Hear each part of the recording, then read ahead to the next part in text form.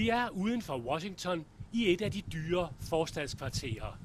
Vi har lovet af sikkerhedsgrunde ikke at vise huset, hvor arvingen til den iranske trone bor. Nice to meet you. Thank you for seeing us. Absolutely. Reza Pahlavi flygtede fra Iran, da hans far i 1979 blev afsat som shah. I 30 år har han på afstand set sit land blive styret af religiøse fundamentalister. For første gang har han nu et håb om at se forandringer i sit hjemland. What is happening in your country, and how do you assess the situation right now? The proportions of what we see on the streets of Iran, to me, demonstrates that this issue is now growing well beyond a simple exercise in liberty. It has been a long time waiting cry for freedom. My fellow compatriots living under a very repressive regime had very limited means to convey a message, whether inside the country and especially to the outside world, of their resentment of the totality of the system. What we see today, the fact that people are risking their lives, losing their lives, to cry for their rights to self-determination, to liberty, to freedom of choice, is, in my view, quite tangible now. The whole system is going under question.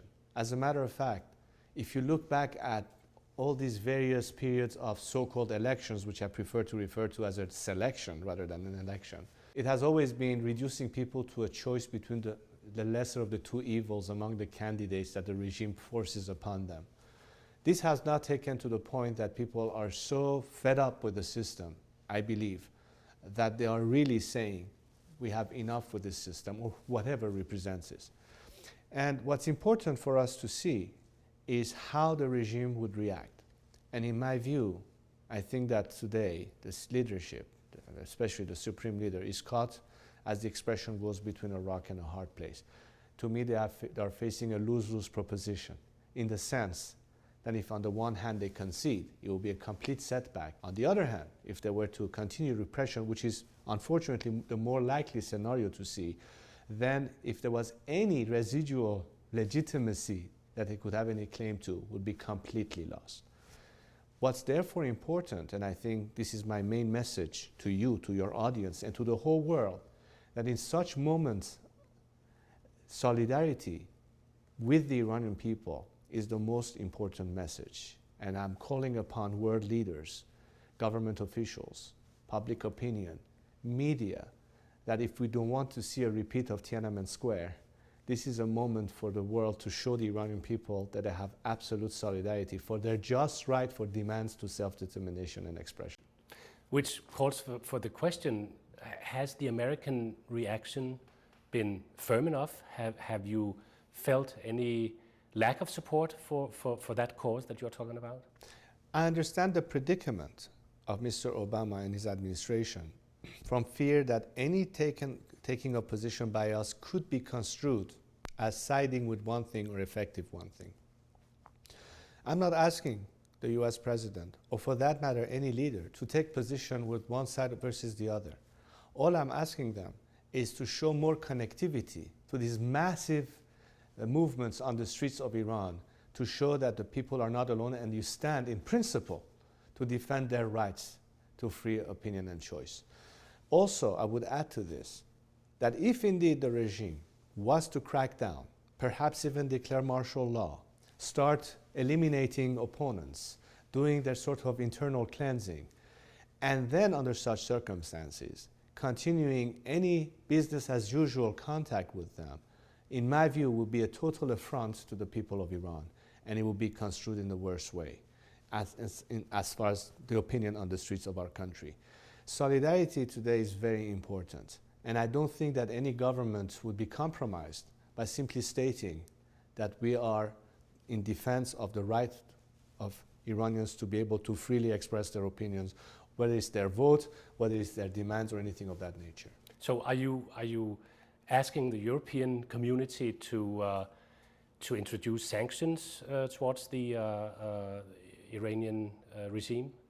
Look, the European community and some of the prominent leaders in the European community have voiced opinions much stronger than what the American administration has had, from President Sarkozy to Chancellor Merkel to even the British Prime Minister. But mostly words. Well, it's a start, to say the least, because I think the paradigm that has been shifted in the outside opinion, because until now, despite the fact that for years, people like myself have been pleading with the world, you should connect to the Iranian people. Don't have a dialogue only with the regime. If anything, have a dual-track approach. Isn't it time to open a line of dialogue with the people? And they said, well, we need to see a semblance of resistance. Well, now you have it. I mean, what more evident that we've seen in the past 5 years? What more does it take to prove you when we have blood on the streets of Tehran, Shiraz, Isfahan, and not just the major cities?